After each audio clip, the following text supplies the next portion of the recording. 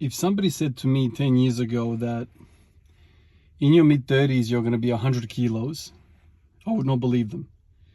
100 kilos seems to be a barrier in my mind that basically says that you're overweight. At least that's what I thought back in the day when I was early 20s.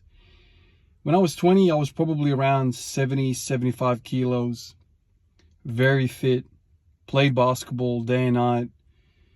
From the ages of 12 to 20, I dedicated all of my free time that I could summon into basketball. And you can imagine what basketball is, especially in Australia. It's basically a run and gun game. I know in some parts of the world there's a better athletics programs, and there's weights and power cleans and snatches and all that stuff that's incorporated into somebody's strength and conditioning.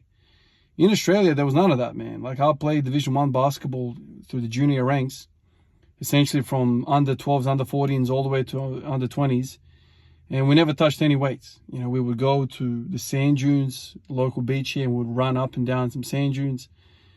That was basically the only extracurricular activity that we would do. And this is in Division 1 basketball team, junior, like a, top junior basketball where I live. I was 70, 75 kilos, very fit. I remember the best I got was, I think I was like 18-minute 5K run. I think that was around 17, 18 minutes or something like that. I could do a 5K. I hope I'm getting that right. But yeah, I mean, there's no way in hell I could do that now. So completely different build for completely different purpose. Towards the end of that, basketball career of mine, before I started nursing, I started dabbling with weights and going to the local basketball gym. Underneath, they had like this little weight room. I'd go in there and just go on lat machine, do some pull-ups, push-ups, that kind of thing. I didn't know much about anything. But that's kind of where I started messing around with weights.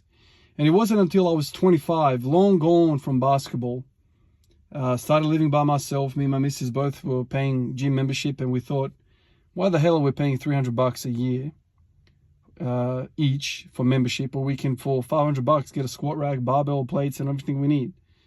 So that's where it started. At 25, I bought myself a notebook and I started writing. The first page was the Texas method. I wrote down the template on the hardcover of the first page, and I started writing stuff. And I started tracking stuff.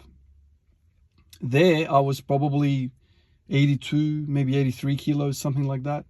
And then over the years, basically 9 years later, I was steadily putting weight on. And it was really weird because the scales were moving, but I wasn't changing. I didn't have a belly, far from it. But I was putting on weight. I don't know where the weight was. I always used to kind of think to myself, how the hell am I 85 kilos? I look the same I was before. And it wasn't until one of my colleagues at work said, Ivan, you haven't thought about bone density. And I thought, bone density? He's like, dude, you're lifting heavy weight. It's not just the muscle tissue that you're training. There's also bone density. Your bones are getting more resilient, more dense to survive the stimulus that you're providing. Obviously, it's a different rate of healing, different rate of adaptation with the bone, but that's also a tissue that is trying to get better for the next time you do the same thing. And then when I started to squat every day, that's when I really started feeling the weight shift. Now I am squatting maximum weight for the first year, basically. That's kind of what the philosophy was. I'm trying to get to like 170, 180 every single day. I was always peaking, always pushing, doing several singles at 60, 140, something like that. Always straining against the bar. That's what I was doing. And the weight started going up and going up. And I remember having conversations with colleagues at work who were into kickboxing and into running, marathon running. Some of these guys look exactly like me, but I'm like 20 kilos heavier. So weight in itself on the scale is a misrepresentation of what's actually going on with your body. It's not, size is not equal to size, two different individuals. I remember meeting a fella in the gym. He was prepping for a bodybuilding show. Same height as me. Same height as me. He looked like he was at least 15 kilos heavier than me. He was cut, he was shredded, his pecs, deltoids, everything was cut up. He had upper chest, he had these forearms, biceps. He looked way heavier than me. And I said to him, how much are you weighing right now? And he's like, I'm weighing 80 kilos. And I'm like, how the hell am I 15 kilos heavier than you? I'm heavier than him, yet he looks bigger than me, and I'm sitting right next to the guy. So weight, especially when you're like 6'1", 6 foot, it's a big surface area, lots of surface area to play with. It's unlike when you see the bodybuilders like Lee Priest and some of these other guys. Like a lot of these bodybuilders are like 5'3", 5'4". So they put on 10 kilos, you can see the quads, you can see these muscle bellies transform. Whereas for me, at 6'1", you need like lots and lots of weight to actually look like you've put on mass. That's something that I've kind of noticed. A lot of these guys that we follow on social media seem to be on the shorter end. And for us tall guys, I mean, I'm not tall in the basketball sense at all. I played with guys that were 6'8", 6'9", 6'10". But the taller you get, the more impossible it becomes to actually put on enough size to actually look like you lift, to actually look good. It's unfortunate, but it's kind of the way it is, man. Like a lot of these guys look freaking great. They put on 5 kilos of weight and they look plump. They look full. Whereas me, I put on 5 kilos, it's like I haven't done anything. It's one of those realizations that has a clear distinction between aesthetics and performance. It's like, and reality as well. Like, if somebody comes up to you, like one of these bodybuilders, I remember back in the day, man, like I had a friend who was into bodybuilding, and, he would invite me to these shows. I would go and watch these shows, and I'm like, on stage, these dudes look like huge. And then after the show, you stand next to them, you're like, what the hell, man? This guy's a midget. He's a midget. But on the pictures, he looks like a giant. So even in reality, you can get fooled about size and proportions and expectations. And if you are like 6'2", 6'3", 6'4", and you are natural, you basically have to settle for a certain type of physique. You can't be looking like somebody that's 5'5". It's impossible. You're not going to get the muscle fullness. You're not going to get, the separation that you're thinking about. You're just not going to get that aesthetic look. I could be completely wrong, but at 6'1", I think I would need to be like 110, 115 kilos to look like I'm jacked. And I really don't know whether I can anabolically support that much tissue without being a fat tub of lard. How do you have so much muscle tissue?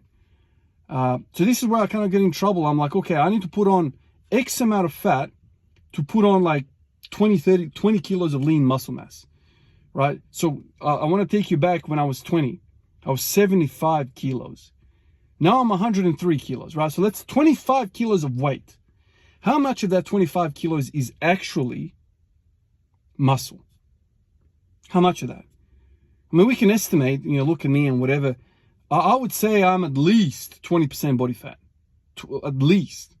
There's no way there's no way I've got 15 kilos of muscle on me. I mean, I'm not an expert when it comes to this sort of stuff, body composition and whatever, but I just keep thinking to myself, all right, a lot of you guys are telling me, Ivan, you got to get more muscle, you got to get more muscle. Like, you won't be able to, like, hit your goals if you are freaking 95 kilos. And I was stubborn. For a very, very long time, I was stubborn, like, nah, man, I do not want to get that big. I don't want to be overweight and whatever. But then you get to a point where, like, okay, if I'm going to get some of these goals that I'm training for, I'm going to have to eat. And after I eat, maybe a few times a year, I'm going to have a period where I cut. And I have that kind of thing. Because if I go half-heartedly towards my goals, I'm going to plateau. And I've found plateauing hard.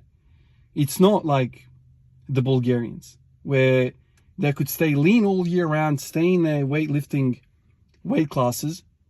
They would take the drugs, push their anabolic capacity as much as possible without having to put on 20 kilos of freaking body weight and then cut. It's just simple. Like, the only thing I have that is anabolic is water and food. So if I don't eat, I'm not going to get anywhere. Like, and if you want to just Stay where you are, that's okay, man. If you want to look good, that's okay.